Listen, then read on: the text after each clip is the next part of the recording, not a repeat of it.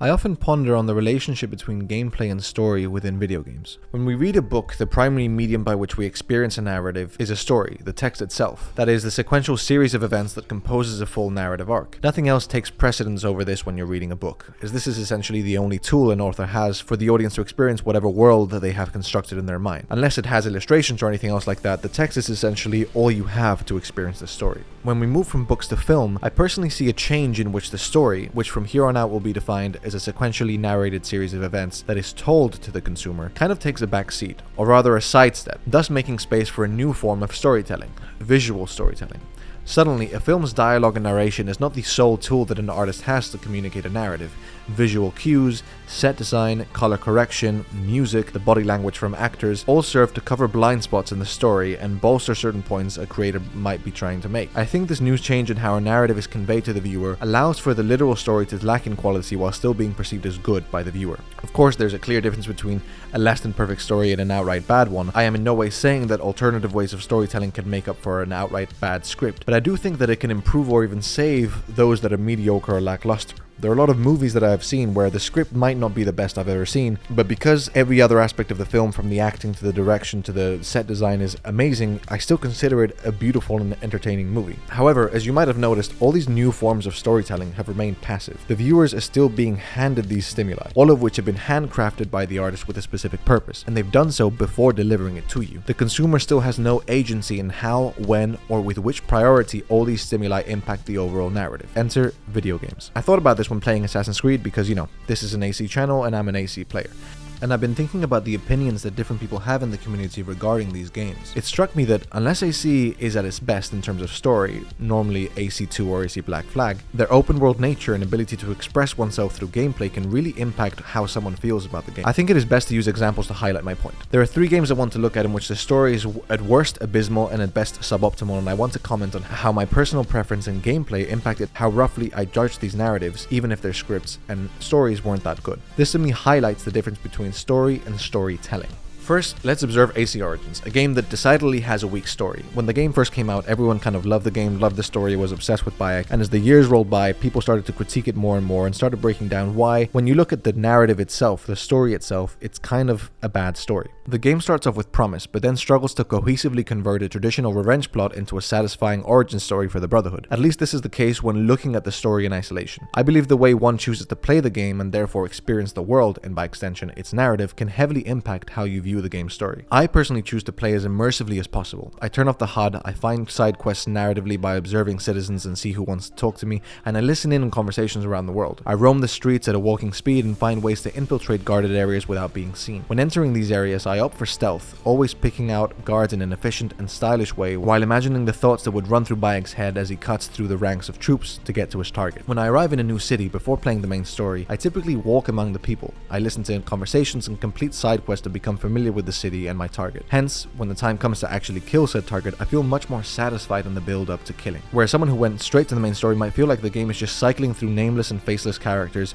rushing through every assassination, and you just end up killing these people, not really stopping to deepen their arcs or to give the player and Bayek common ground on why we want to kill this person. I remember a specific scene that everyone criticized in this game was the founding of the Brotherhood itself. People mentioned how seemingly out of nowhere Bayek is forming the Brotherhood with no prior sign that this was where his mind was going. He's in a room surrounded by characters that we don't really know, and his whole speech just falls flat when we haven't seen Bayek go through the change of character that would justify his words and passion to us. When I first saw this criticism, I thought, what are you talking about? I explicitly remember meeting all these characters by chance and going on adventures with them in which we formed close bonds. I remember Bayek changing his approach from direct combat to staying in the shadows and killing only those who he must to achieve his goals. I remember traveling harsh deserts and walking into an unknown city with nothing but a hidden blade and my wit to figure out who is tyrannizing over these citizens and how can I get to them. It is obvious and warranted that he would come to the conclusion that this is how things should be from now on and that his new Brotherhood would function this way. This story is great, I thought to myself. But then I remembered that all of this I had done out of my own volition. None of this was given to me by the game, and a huge portion of the player base had just just run into forts with poison and fire bows and killed everyone in sight, kept the HUD on and just ran from marker to marker to satisfy their gamer OCD.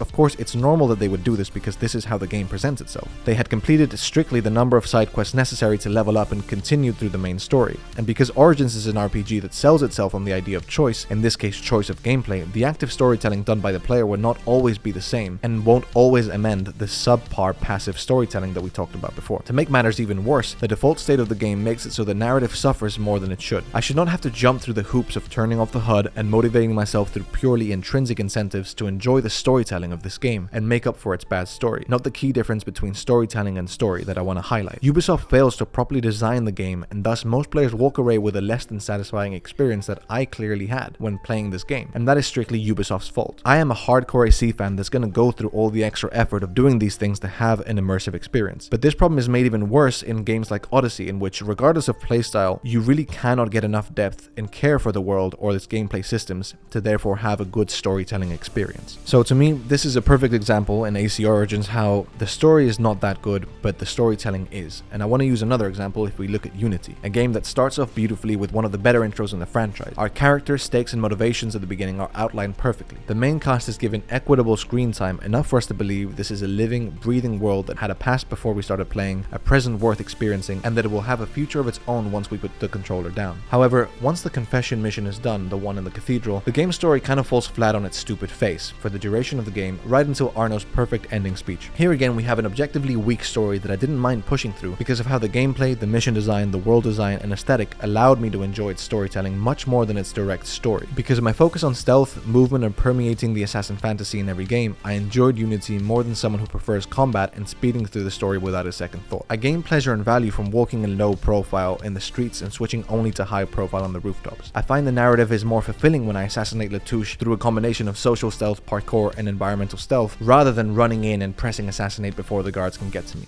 The way I choose, and more importantly the way I'm allowed to play the game, goes a long way in how I'm able to experience the narrative and truly enjoy it. Again, highlighting the difference between the idea of story and storytelling. Storytelling is not just through the story, but through gameplay and the choices you make actively as a consumer. When I read the comments in other people's Unity videos where people comment how the person playing is not doing it right and they just ran in, shot everyone, killed a target, and left and just started the next mission, I think, yeah, you can do that, but that isn't the point. The point is that the game is trying to allow you to experience the assassin fantasy and is trying to give you the tools, in Unity's case, unsuccessfully, but sometimes it works, to achieve that. Of course, Unity, being the unfinished disaster that it is, fails to do this perfectly, and a lack of tutorials from Ubisoft often means players don't even know that a lot of the mechanics that allow you to prioritize certain aspects of the narrative even exist. This is made even worse by missions such as the murder mysteries or random side missions that completely break the fantasy being weaved by the creators of the game. However, overall, Unity for me gave a beautiful storytelling experience because I can express myself through gameplay and feel like I'm actually enjoying the story outside of the written narrative. But of course, because Ubisoft doesn't tutorialize properly and because Unity doesn't deliver properly, a lot of people only experience the lackluster script, which left a lot of people unsatisfied and kind of not experiencing the original vision of the creators of the game. And this is where Brotherhood comes into the conversation. Brotherhood, like the two games mentioned above, has an objectively weak story. Brotherhood, by the way, is my favorite AC game of all time, and it pains me deep in my heart every time someone says that Brotherhood has a bad story. I try and defend it all I can, but compared to AC2, it really doesn't have that interesting of a story. Mind you, it's nowhere near as weak as Origins or Unity, but it's weak nonetheless. So why is it that so many of us, including me, consider it the best in the series? Why is it that for the longest time it was thought to be common knowledge that the story in Brotherhood is one of the best? Well, because it does, to perfection, what the other two games only half accomplish. Every single moment spent playing this game, whether you're doing side missions, guild challenges, Borgia Towers, recruiting, main missions, or just simply running through the world, all complements the story being told. Cesare Borgia is made a better villain when you as a player make active efforts outside of the main story to bring down his infrastructure. Interacting with the citizens makes his oppression more tangible than it otherwise would have been. Using your recruits to kill rooftop guards as you dance from building to get to the next mission helps Ezio feel like this up-and-coming mentor that truly is building the Brotherhood from the ground up. This is the perfect game to highlight how storytelling in video games transcends cutscenes and dialogue. It bleeds into every choice you make as a player, from side quests to free roam, and how the game manages to entice you into making the choices that will provide you with the most narrative value through its gameplay loop. I think this is why Brotherhood, Origins, and Unity are basically my top 3 AC games. It's because they all, in my mind, enable me to live out the assassin fantasy in different ways. One as the founder and precursor to the Brotherhood, one as the mentor and a true master of his craft, and another as a talented field assassin who has the benefit of thousands of years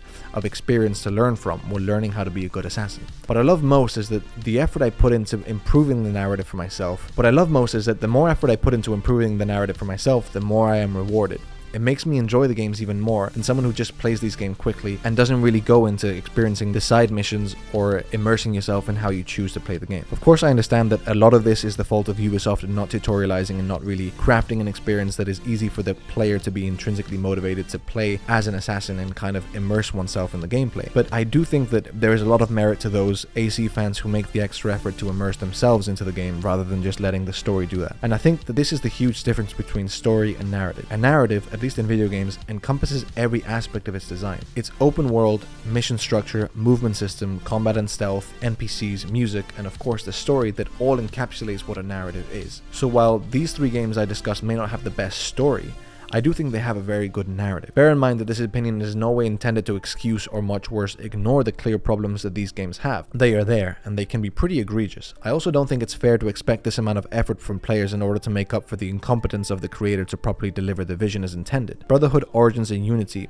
have lackluster stories, but they have given every single player the opportunity to immerse themselves into a fantasy that satisfies me to the core of my being, at least. And that's got to count for something. I hope you've enjoyed this video, and I hope that you somewhat understand what I'm trying to say. If you're interested in me talking about my ideas for Assassin's Creed, specifically my ideal settings for Assassin's Creed, and how I could immerse myself in those specific settings, you can watch this video now.